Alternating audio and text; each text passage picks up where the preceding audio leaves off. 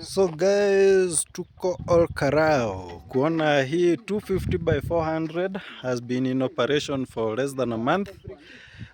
This is what is, other than what is sold, this is the product.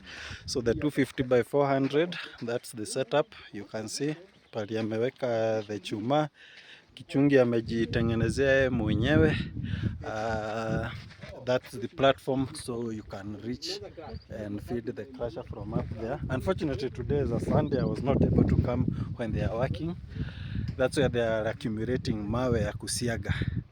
Wana accumulate mawe ya kusiaga because this crusher can give you up to 20 ton per hour, so they feed by hand. They feed by hand hapo. Kokoto iko pale. It's they can't produce enough of it. Chipping ndio a bit of a nini, but still. And this is the vumbi in Olkarau.